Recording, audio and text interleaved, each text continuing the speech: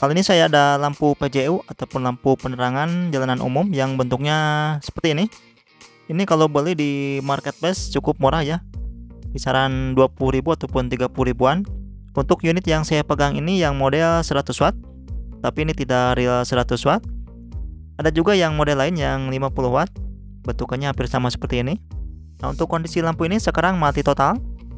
Di bagian chipletnya di sini juga ada bintik hitam. Lihat di sini ada bintik hitam di bagian tengah chipletnya.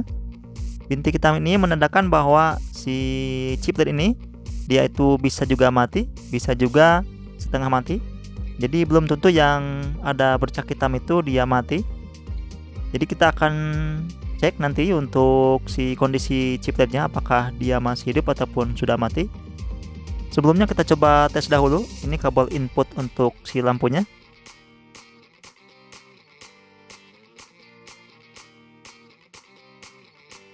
Nah, di sini saya gunakan capit buaya yang sudah tersambung ke steker listrik. Sekarang kita coba nyalakan. Nah, di lampunya di situ terlihat ada beberapa chiplet yang menyala redup dan ada beberapa chiplet yang tidak menyala. Ini saya coba matikan dulu lampu utamanya. Nah, jadi kalau kondisinya seperti ini biasanya si drivernya itu masih berfungsi ya. Nanti kita coba cek lagi. Untuk memastikan saya akan gunakan LED tester ataupun tester LED untuk mengetahui si kondisi chipletnya. LED testernya saya sambungkan ke multimeter, jadi bisa kita ketahui berapa tegangan kerja dari si chipletnya. Jadi bisa dengan mudah kalau misalkan kita ingin mengganti si chipletnya. Ini maksimalnya di 24 volt. Oke, kita coba cek. Di sini untuk rangkaian si lampu LED-nya seri paralel ya.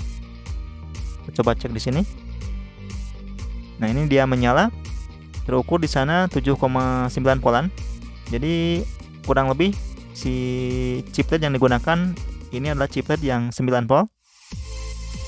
Karena ada drop tegangan di alat LED testernya, jadi terbaca di 7, ataupun 8. Nah, ini untuk yang satu baris ini dia menyala. Untuk yang ini juga dia menyala. Ini juga menyala. Ini menyala, cuman ada yang satu yang mati. Nah, yang ini dia tidak menyala. Jadi satu baris ini, yang 4 paralel di sini, yang baris kelima ini dia mati total. Jadi kalau ada yang mati satu, otomatis yang lain juga tidak akan terkoneksi. Jadinya lampu ini tidak akan menyala. Ini saya coba tandain dahulu ataupun kita kupas dahulu si lampu chipletnya. Ini kita coba cek yang lainnya. Ini juga menyala sebagian, ada yang satu mati. Nah, ini juga menyala sebagian, ada beberapa yang mati. Jadi ini per paralelnya ada 4 chiplet ya, kemudian disusun secara seri. Oke, ini masih menyala. Kita coba cek yang lainnya.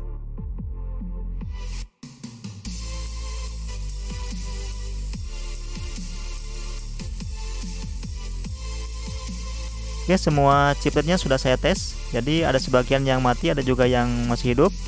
Tapi di sini yang baris kelima ini untuk satu baris dia mati. Jadi otomatis untuk jalur kelistrikan di lampu ini terputus di situ ya. Sehingga lampunya tidak akan menyala ya. Selanjutnya saya akan coba nyalakan si lampunya. Kemudian kita akan coba jumper untuk bagian yang tadi kita kelupas ataupun kita buang si chipletnya. Ini untuk memastikan bahwa si drivernya ini masih bagus ya. Kita pasangkan capit buaya yang sudah saya pasangi steker. Untuk menjumper chiplet yang tadi saya buang, saya gunakan tang saja, tang potong seperti ini. Ini untuk menjumper ataupun untuk menghubungkan LED yang tadi rusak. Nah, ini kita coba nyalakan dahulu. Lalu kita coba jumper apakah lampunya bisa menyala. Ini harus hati-hati ya. Oke. Dan ternyata lampunya bisa menyala ya. Itu artinya si drivernya masih berfungsi, masih normal. Nah, jadi kalau udah seperti ini, selanjutnya tinggal kita coba ganti. Kalau misalkan ini kebutuhan servis untuk orang lain, sebaiknya ini kita chip ulang semuanya ya. Kita ganti semua chipletnya. Tetapi kalau misalkan punya pribadi, itu bisa kita ganti satu saja. Akan tetapi untuk usia pakai lampunya tidak akan lama ya. Untuk umurnya tidak akan lama. Nah, di sini saya akan coba jumper menggunakan timah, tetapi kita akan turunkan untuk arus drivernya. Oke, kita solder seperti ini. Nah, jika sudah tersambung seperti ini, tinggal kita turunkan untuk arus kerja si drivernya. Untuk cara mudahnya, kita lepas salah satu kabel input AC-nya. Bisa kabel yang warna biru ataupun kabel yang warna coklat, sama saja. Kita lepas salah satu.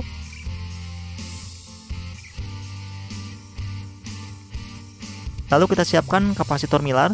Untuk milarnya saya dapatkan dari bekas cabutan dari lampu LED abal-abal. Kebetulan masih bagus. Untuk nilai yang digunakan minimal itu 1 mikrofarad ataupun 105J. Semakin besar nilai faradnya, maka cahaya lampunya akan semakin terang ya. Jadi disesuaikan saja.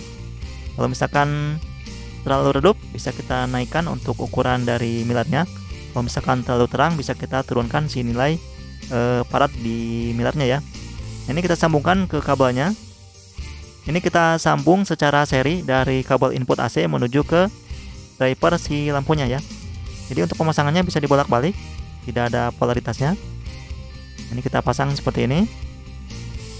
Satu kaki di kabel input AC, satu kakinya lagi masuk ke input driver. Nah, jadi seperti ini. Jadi pemasangannya di seri dengan si driver. Oke, langsung aja kita coba. Kita coba nyalakan.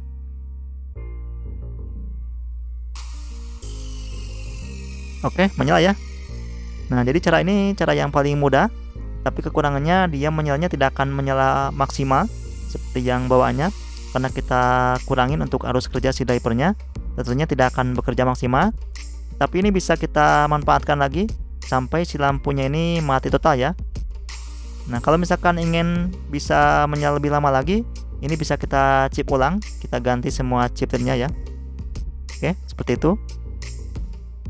Dan ini adalah cara yang paling simpel, dan tentunya untuk menyalakannya bisa lebih lama lagi karena di sini ada tambahan heatsinknya. Jadi untuk PCB board bawaannya kita balik, kita jadikan heatsink. Kemudian untuk lampu LED-nya di sini kita gunakan lampu LED AC yang 15 watt kali 2. Jadi kita tempel, kita lem seperti ini. Tentunya untuk pendinginnya akan lebih maksimal lagi karena di sini sudah double pendingin. Jadi PCB board kita jadikan heatsink. Kemudian ditambah lagi dengan penutup si PJU-nya. Kita coba nyalakan. Nah, seperti itu. Jadi nyalanya lumayan terang ya. Jadi dengan cara yang seperti ini, tentunya LED-nya akan bisa menyala lebih awet lagi karena sudah ada tambahan heatsinknya ya. Oke, tentunya kalau misalkan untuk kebutuhan servis, bisa kita gunakan cara seperti ini ya.